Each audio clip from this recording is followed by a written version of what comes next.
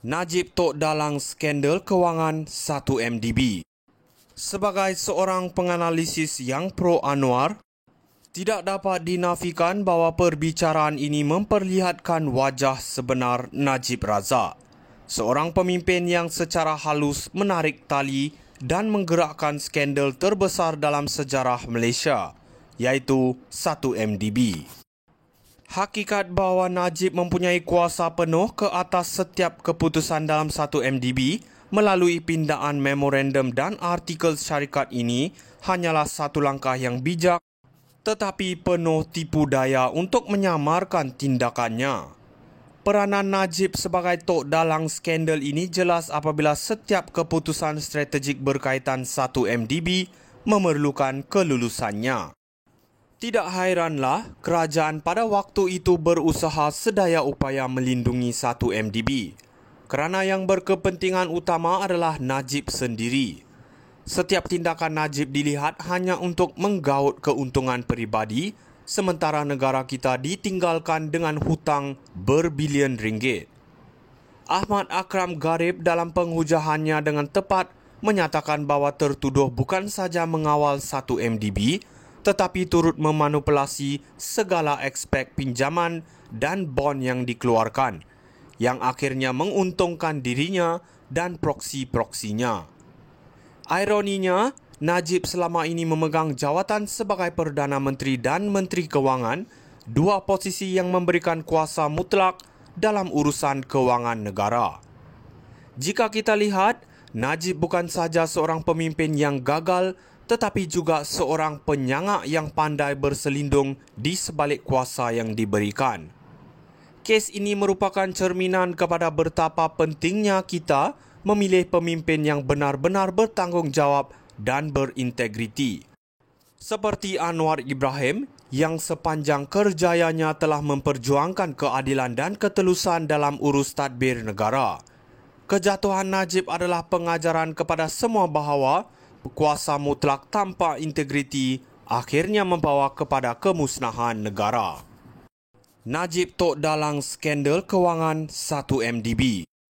Sebagai seorang penganalisis yang pro Anwar, tidak dapat dinafikan bahawa perbicaraan ini memperlihatkan wajah sebenar Najib Razak, seorang pemimpin yang secara halus menarik tali dan menggerakkan skandal terbesar dalam sejarah Malaysia, iaitu 1MDB. Hakikat bahawa Najib mempunyai kuasa penuh ke atas setiap keputusan dalam 1MDB melalui pindaan memorandum dan artikel syarikat ini hanyalah satu langkah yang bijak tetapi penuh tipu daya untuk menyamarkan tindakannya. Peranan Najib sebagai tok dalang skandal ini jelas apabila setiap keputusan strategik berkaitan 1MDB memerlukan kelulusannya. Tidak hairanlah kerajaan pada waktu itu berusaha sedaya upaya melindungi 1MDB kerana yang berkepentingan utama adalah Najib sendiri.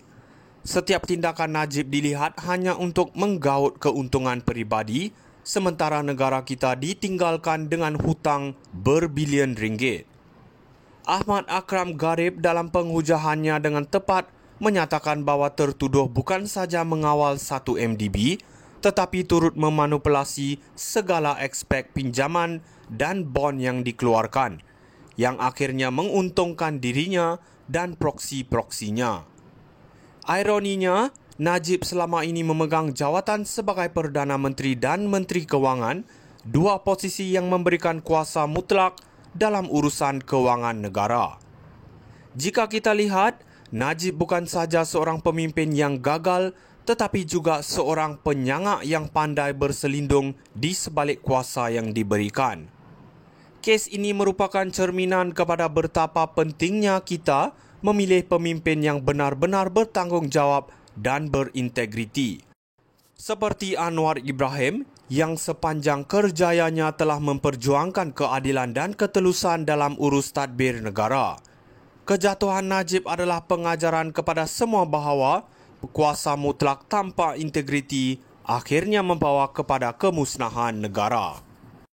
Najib tok dalang skandal kewangan 1MDB.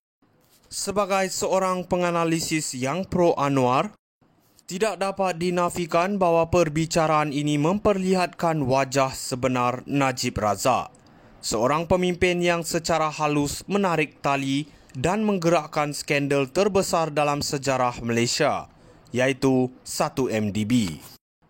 Hakikat bahawa Najib mempunyai kuasa penuh ke atas setiap keputusan dalam 1MDB melalui pindaan memorandum dan artikel syarikat ini hanyalah satu langkah yang bijak tetapi penuh tipu daya untuk menyamarkan tindakannya. Peranan Najib sebagai tok dalang skandal ini jelas apabila setiap keputusan strategik berkaitan 1MDB memerlukan kelulusannya. Tidak hairanlah kerajaan pada waktu itu berusaha sedaya upaya melindungi 1MDB kerana yang berkepentingan utama adalah Najib sendiri.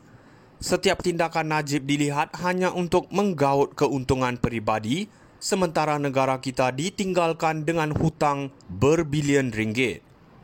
Ahmad Akram Garib dalam penghujahannya dengan tepat menyatakan bahawa tertuduh bukan saja mengawal 1MDB, tetapi turut memanipulasi segala aspek pinjaman dan bond yang dikeluarkan, yang akhirnya menguntungkan dirinya dan proksi-proksinya. Ironinya, Najib selama ini memegang jawatan sebagai Perdana Menteri dan Menteri Kewangan, dua posisi yang memberikan kuasa mutlak dalam urusan kewangan negara. Jika kita lihat, Najib bukan saja seorang pemimpin yang gagal, tetapi juga seorang penyangak yang pandai berselindung di sebalik kuasa yang diberikan. Kes ini merupakan cerminan kepada betapa pentingnya kita memilih pemimpin yang benar-benar bertanggungjawab dan berintegriti. Seperti Anwar Ibrahim yang sepanjang kerjayanya telah memperjuangkan keadilan dan ketelusan dalam urus tadbir negara. Kejatuhan Najib adalah pengajaran kepada semua bahawa kuasa mutlak tanpa integriti akhirnya membawa kepada kemusnahan negara. Najib tok dalang skandal kewangan 1MDB. Sebagai seorang penganalisis yang pro Anwar, tidak dapat dinafikan bahawa perbicaraan ini memperlihatkan wajah sebenar Najib Razak, seorang pemimpin yang secara halus menarik tali dan menggerakkan skandal terbesar dalam sejarah Malaysia, iaitu 1MDB.